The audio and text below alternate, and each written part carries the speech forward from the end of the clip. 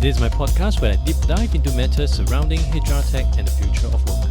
I was a former HR serial entrepreneur and write extensively about the future of work on my blog. You may know me better through the Singapore HR Tech Market Map that I created in 2017. In this podcast, I speak with the people who are enabling the future of work. From mindfulness coach to employee engagement platform, they are all helping companies to better navigate rising work and business demands. I'm hoping their sharing in this podcast will help you better prepare yourself and your business for what the future of work may bring. Hi Kartik, welcome to the podcast. Hey Adrian, thanks so much for having me here. You're welcome. To begin with, could you help us to understand a bit about your background and the chain of events that led you to where you are today with Paradox?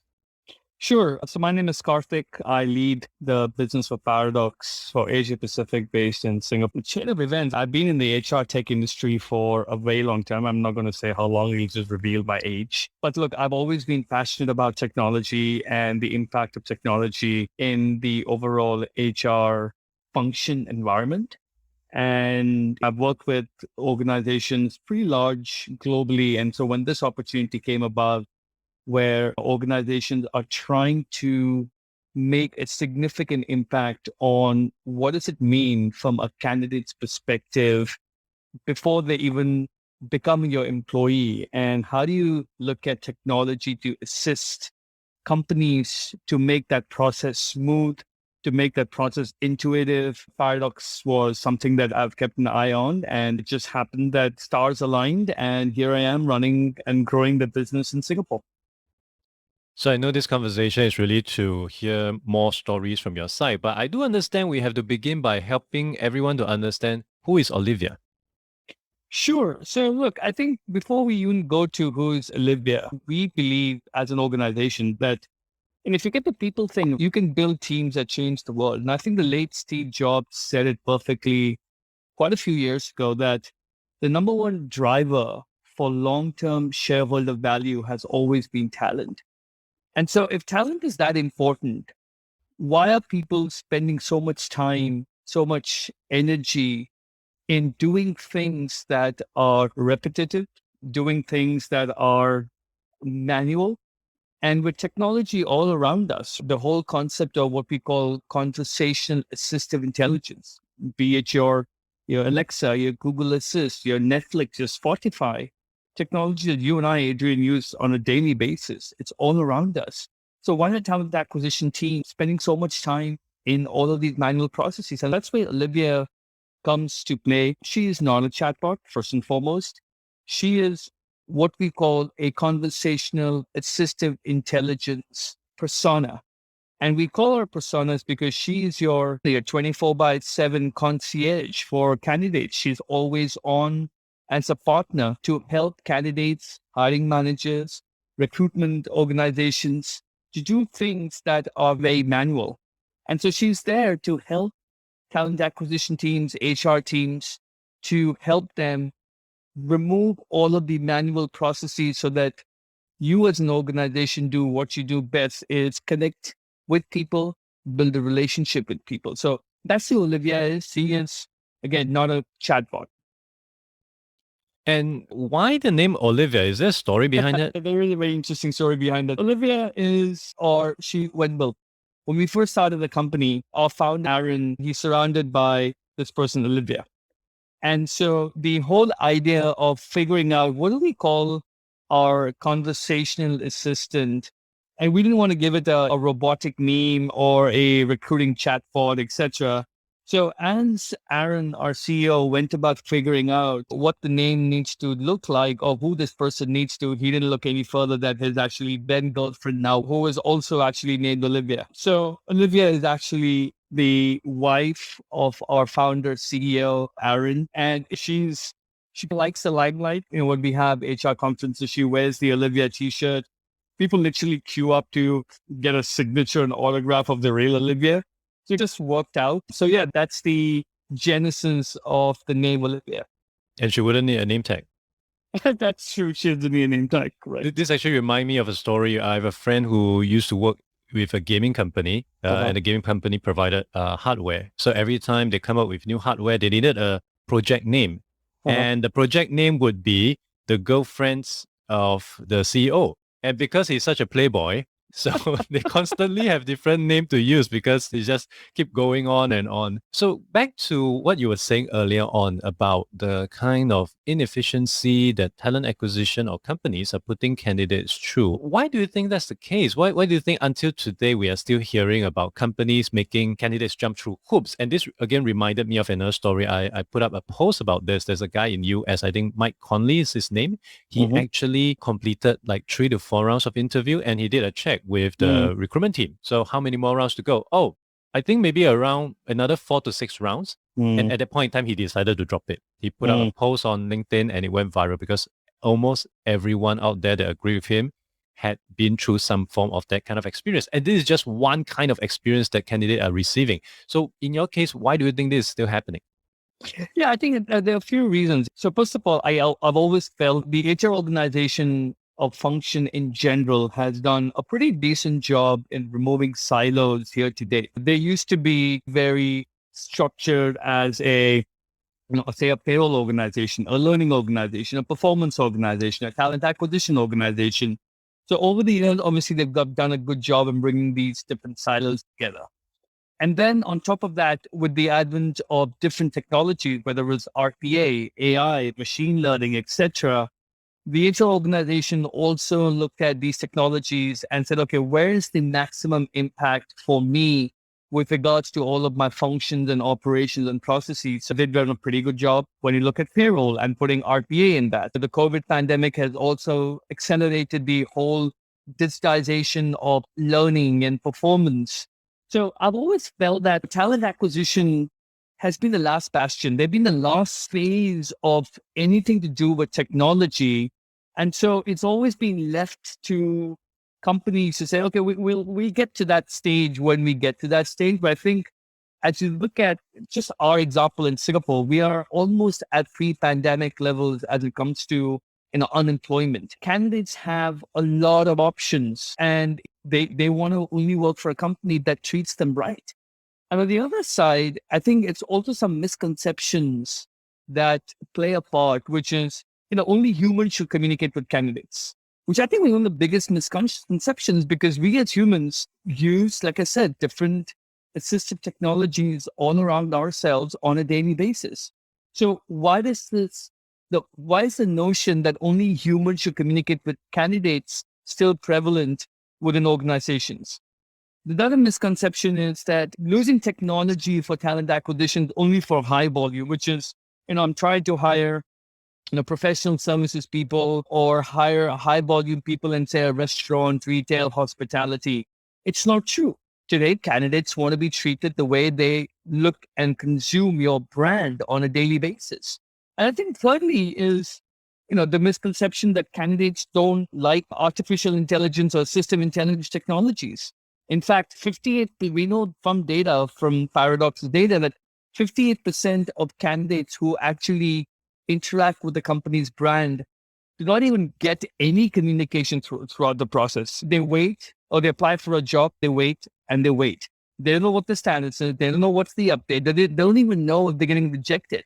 So I think the entire misconception that technology is not to be used in talent acquisition still resides within organizations, within companies. So that's the impact that companies or candidates are having when they are interacting with organizations. That, to your point, sometimes they have to go through 4, 5, 6, 7, 9 rounds of interviews. But why? If you get the right candidate with the right skill sets, if it's going to take you 9 rounds to figure out that person is the right person for your job or your company, then I think you've already lost the plot. That's so true. Imagine if you're running a football club and you have the chance to bring in Ronaldo, but you're saying, maybe let him play another 200 games. We'll see how it goes.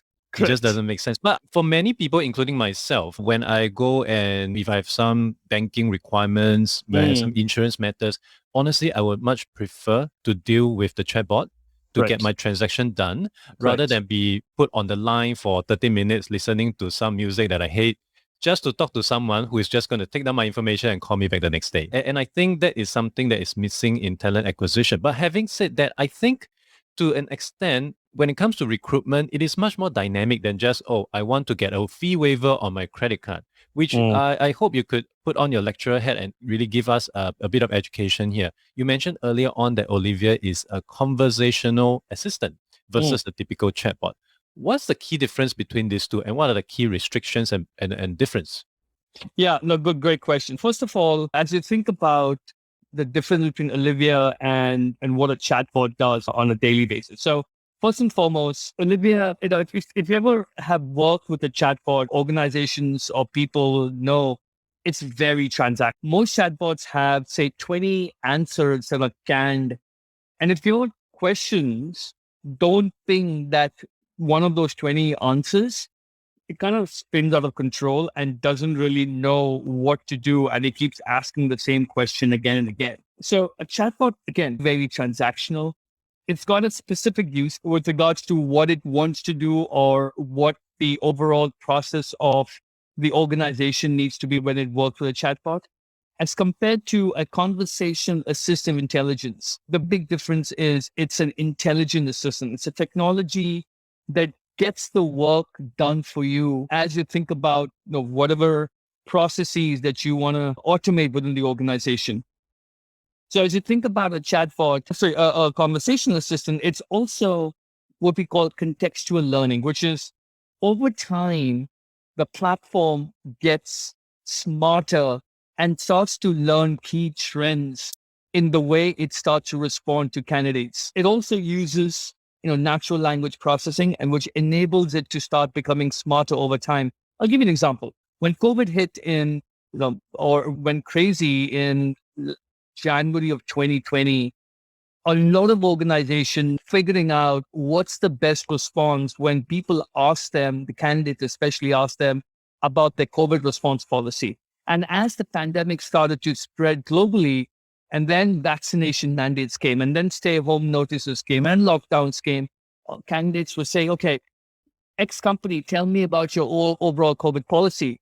So we saw a significant amount of conversations that candidates were having with companies, and we were able to package or bottle those conversations and look at those key trends, which we were then able to provide companies so that they don't have to start from scratch to provide answers when candidates responded to, or when companies responded to candidates. They were able to start from some level of conversations or from the very beginning. And then over time, Olivia, or the conversational assistant, became smarter in the conversations with the candidate. A key thing is that it is always available 24/7.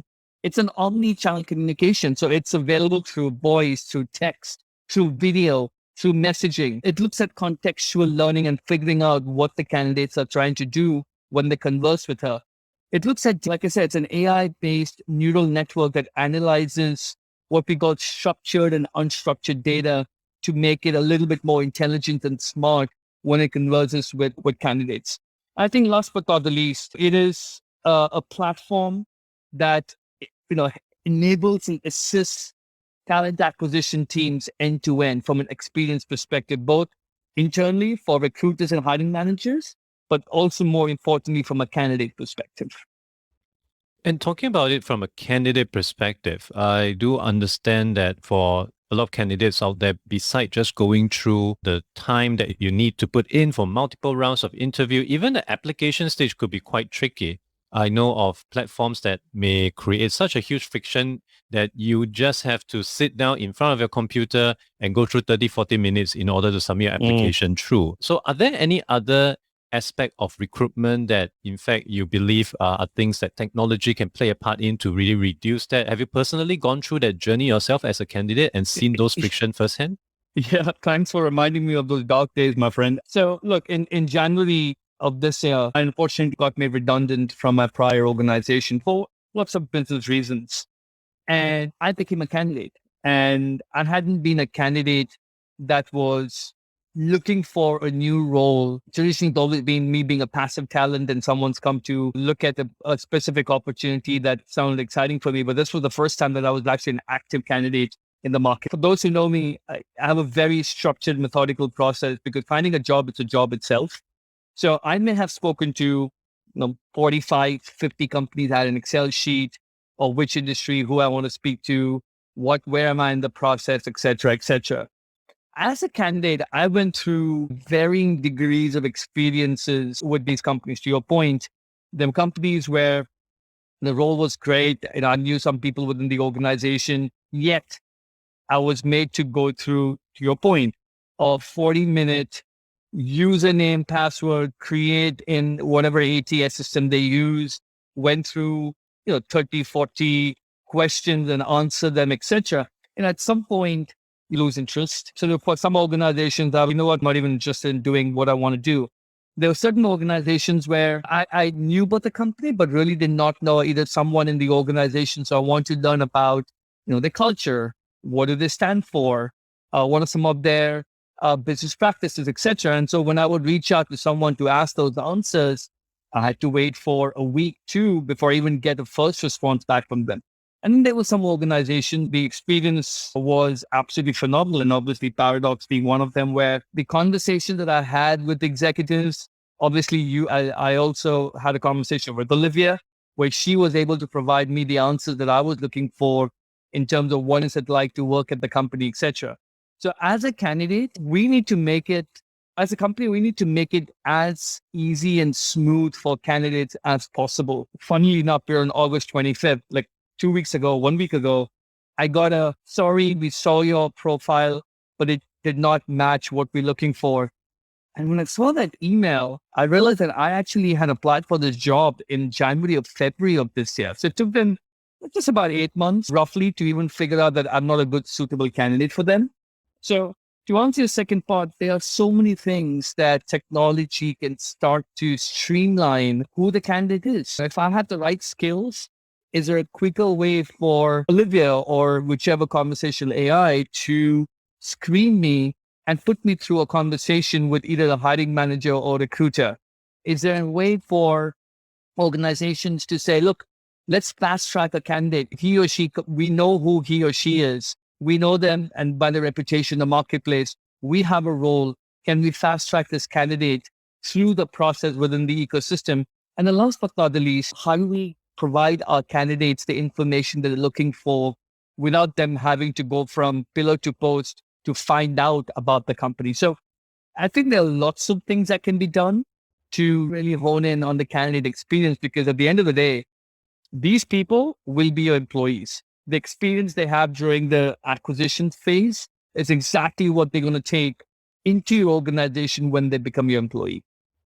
I'm sorry to hear about your 8 months experience. I personally have gone through something like that, but instead of 8 months, it only took the company 8 seconds to reply with a rejection. But still, it doesn't feel good because for sure, someone did not actually read my application. It was done by a computer. And you ended off by talking about employee experience. And this obviously has been a buzzword for some time, even until today. Why is this something much more important and significant today versus 10 years ago, or maybe when we first graduated? Is it due to changing demographics or changing to requirements of the market? What, in your opinion, do you think is the cause to all this?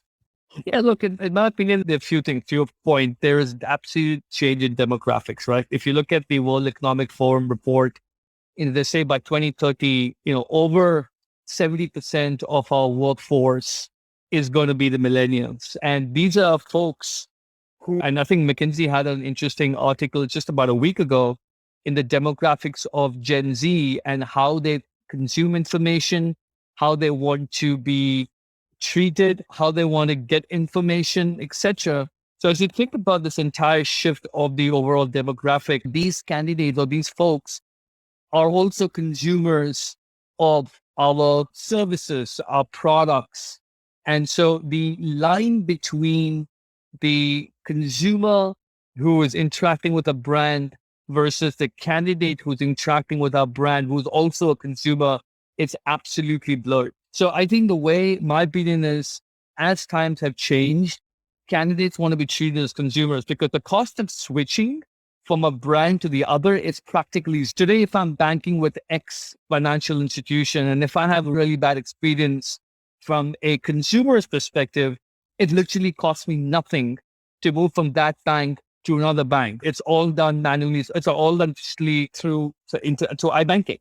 Same thing with candidates. If they get a really bad experience with a particular company, word of mouth through social media, through friends and family spreads so quickly that it becomes very hard for companies to start to then, look at what else they could do to win that candidate over, because by then it's game, set, match. And then to my first point, when I first started this conversation with you, is a lot of countries, including Singapore, are looking at employment levels that are in the 2018, 2019s, where candidates now have 2, 3, 4 offers sometimes. They are very picky and choosy. All our work is anyway done remotely anyway. So they're like, why should I work for X company if my experience with them has been so bad, even though they gave me a really good offer financially, but I could always use that to figure out where I want to go next or play them against another organization. So I think it's a mix of a few things: demographic change, the advent of technology, and how companies are putting their brand name in the marketplace. And then most importantly, from a candidate perspective, how is he or she viewed? Are we meeting them where they are? Are we providing the information to them when they need it? So all of that plays a significant role in what companies. And of course, this is something that Olivia is trying to cater to by providing those instantaneous, intelligent response to candidates who may have questions about the company, about the employer. Are there any other specific AI use cases which might not be that apparent, but is something that Olivia is catering very well for the users that is currently using Olivia to speed up or to expedite their recruitment? Yeah, I mean, when we look at what Olivia does, it's one of the big things that companies or even candidates are trying to look at is this whole notion of diversity and inclusion, right? So, a big business problem for organizations is how do we reduce bias in our recruiting process? Because we want to make sure that every candidate is provided with a fair, equitable screening process. We are responding to every question, regardless of age, gender, which school he or she comes from, et cetera, et cetera. So I think a lot of organizations are spending a lot of time in obviously communicating that value of what they are doing from a diversity and inclusion perspective, but it also is a way for them to leverage technology to help, obviously, recruiting leaders, hiring managers, to remove any and all bias. And that's why I said we are not an artificial intelligence platform, because by definition, when you look at AI, there is a certain element of bias that creeps in. And with all the regulations that are coming down the pipeline from the EU, from the US, obviously, we want to stay away from the whole bias through artificial intelligence.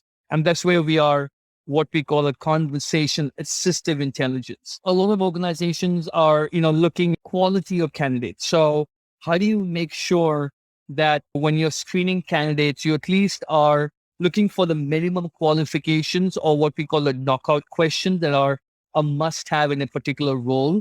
So instead of a hiring manager or talent acquisition manager looking at 50, 60, 70 candidates, he or she has the right quality of people, 5 or 10, that have been quickly screened with the right skills that he or she brings to the company. So how do you increase quality within an application, within a particular applicant?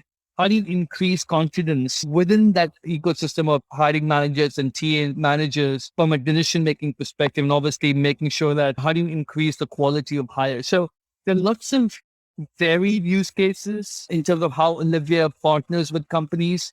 And I would say the last thing is she works very seamlessly, both for high volume, retail, hospitality, QSR, etc., as well as what we define as enterprise white collar worker hiring needs within an organization. And that really ended well, because I want to touch on the location as well as the job level agnosticity of Olivia, because obviously your company is currently using it and you get to interact with it. But would it also be appropriate for companies, say for instance, they may have a larger pool of blue collar workers? Would that actually be helpful for them, or is it just restricted to the knowledge workers that are more fluent and comfortable in dealing with a conversational assistant? No, I think it's both, Adrian. So think about your high volume workers, right? At the end of the day, so let's assume I'm a store manager at say a McDonald's or a Swenson's or a Bread Talk in Singapore. And the name of the game for me as a store manager is not to spend time with software. I don't want to be logging into an ATS to figure out job requisitions, et cetera, et cetera. I have, some sort of a handheld device, whether it's my iPad on my, iPhone or an Android device. My number one job is to serve my customer that walks into my store. And the only way I'm able to serve that particular customer is ensure that I have the right people who are customer savvy, who understand, if you're in a restaurant or fast food or QSR, understand what it means from a front wait staff perspective. For me is I need to cater to my store manager whose job is to hire very quickly. So if I have, 1,000 stores across Southeast Asia, I just need to hire 10, 15, 20,000 people across those 1,000 stores. I need to make it very easy for my store managers to get that volume hiring done quickly. So I think the use cases across both, yes, on your knowledge workers in major companies, you're looking at quality of hire. You're looking at ensuring that you have the right person for the right job at the right market, the right time. All of those key metrics are important, but when it comes to high volume, blue collar work, time, speed, efficiency to get people into your store or whatever business you're in is of utmost importance. I think most of the audience in Singapore especially may be quite familiar with somewhat similar solution as we have been seeing companies like, say, Impress.ai been in this market for some time and educating the market about what's needed. And most likely some of them may also draw parallels between what's the key difference between Olivia Paradox versus Impress.ai. Could you give us a rundown on what would be the key difference here and how would the behavior, the usage be different? Yeah, look, by the way, I think Impress.ai they've done a great job in terms of the company and what they've as an organization. And as you see Paradox, and if you look at, the talent acquisition funnel, right? So if you look at, the funnel has, I would say, three big categories. You have top of the funnel, middle of the funnel, and bottom of the funnel. So think about top of the funnel, which is, that's your volume. That's where candidates come in, whether they come in from a company's career website, they come in from any of the job boards, LinkedIn, et cetera, et cetera. That's your top of the funnel. Your middle of the funnel is, and how do you take all of that volume, ensure that you screen everybody, ensure that you're providing the right information from a communication brand perspective. And they go into the middle of the funnel. And from the middle of the funnel, you have to put them through the interview process, scheduling, rescheduling, and then finally towards the bottom of the funnel, which is help them from an onboarding perspective, offer letters, etc. Where we play a role as a company is across the entire talent acquisition funnel. So when companies get candidates from various sources, they want to ensure that they quickly communicate the value of their brand to that candidate to get them hooked on. So candidates have questions around, what's your culture? Have you won any awards? What's your sustainability and corporate social responsibility? So all of that, what we call FAQs about the company, is where we start from the top of the funnel. And as candidates get that information and they're now a little bit more comfortable with regards to the company and the brand they want to work with, then they get into, okay, tell me about what roles do you have for me where I'm based. If I'm based in Jakarta, I don't want to see jobs in Medan or Bali. If I'm based in Delhi, in India, I don't want to see jobs in Mumbai or Chennai. I want to see jobs where I'm located. So then how do you structure the experience for candidates to help them find jobs, no matter based on where they're located? Once they find a job, then how do you screen them through what we call those minimum requirements, knockout questions, so that we are able to provide the organization with the most qualified candidates? And once you do that, you put them through the interview process that is automated, it's seamless, no ping-ponging between candidate, hiring manager, talent acquisition manager, etc. And then once they are the right person and they are the right person fit for the company, how do you then look at onboarding and offer letters, etc.? So, where Impress AI does a really good job is the middle of but as you think about what companies are trying to achieve, it's not just the middle. It's how do we own that experience from soup to nuts, right from the very beginning when a candidate, reaches out to find out about my company, to the very last stage of, hey, Adrian, thank you, congratulations. We'd like to make you an offer, and we'd like for you to join the organization. To that extent, how do we own that entire ecosystem? That's where Paradox plays a role. That sounds really exciting. I'm very certain for companies in Singapore as well as around the world that might be facing this war on talent, they'll definitely appreciate a solution like Paradox or Olivia in helping them to really streamline this entire process, which I do understand can be very time consuming. And like you said earlier on, the store manager at McDonald's don't really want to go through the interview process, not because he or she doesn't want to, but because it just takes up so much time. Now, moving ahead, what can we expect next from Olivia? What's coming down the pipeline for Paradox? Quite a few things. And for those who followed the press the last 24, 48 hours, we've just acquired a US-based company called Tradify. What does Tradify do? They're basically a candidate assessment platform, which fits. We work with them very closely over time as partners, but now we believe that as we think about the future and evolution of what Paradox or Olivia wants to do in the marketplace, it becomes a very unique value proposition for companies. For now, it's very, very focused on high volume hiring, but we believe there's a significant use case for using Tradify from an assessment workflows perspective. Obviously, the strategic focus for the market is, and I said, demanding better ways to automate what we call candidate quality, and assessment is a big part of the strategy. So bringing Tradify into the Paradox family is a big investment in terms of what we are trying to do in the next generation of candidate experience. We're looking at what we call new hire orientation scheduling. So, as you think about new hires that are starting and have just completed the entire candidate experience, how do we think about the candidates who pick up employees? What does it mean for them in terms of the new hire orientation? When does it start? What's their day in their life going to look like on the first day of the first week? Who are their mentors? Who are their buddies going to be, etc.? We're looking at learning. How do we look at the early use cases for employees when they've just joined the organization around certain things that they should learn, whether it's compliance or other ways of learning in a very quick, bite-sized, on their mobile phones, an environment that they can quickly learn and start to progress within the organization. The next thing we're looking at is employee communication. Again, this is a way for us to continue that expansion of the experience from a candidate's journey to an employee journey. So I've become an employee of a company, and 30 days into my company, I've forgotten what my benefits plan looks like, or I need to enroll in my flexi benefits plan. I can ask Olivia, hey, Olivia, can you please help me with X, Y, and Z? So how do we provide a communication mechanism instead of an employee trying to ping HR every time he or she has a question?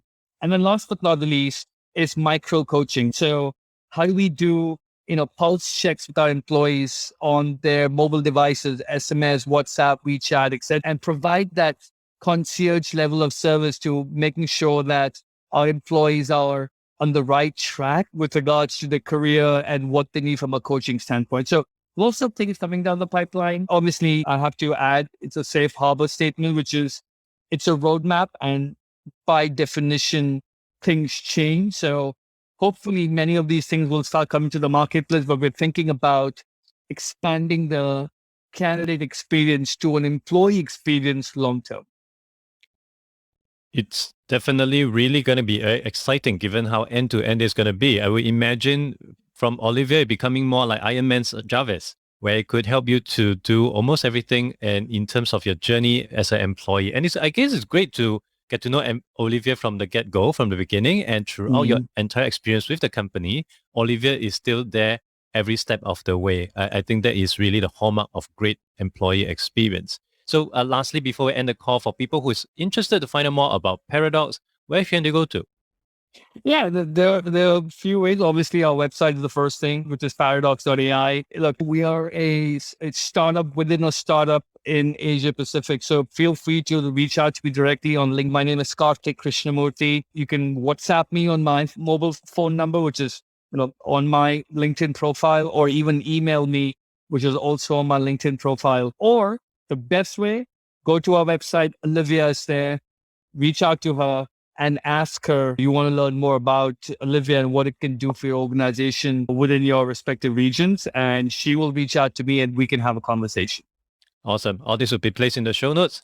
Once again, Kartik, thank you for coming onto the show. Thanks so much, Adrian. Take care. Stay safe. Thank you for listening to the podcast. You can refer to the show notes for links to more information about our guests and their businesses.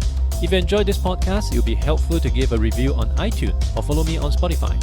If you're using Overcast, please hit the star button under the episode. That will help get this episode and podcast out to more people who may find it useful. I'll see you in the next episode of The Adrian Han Show.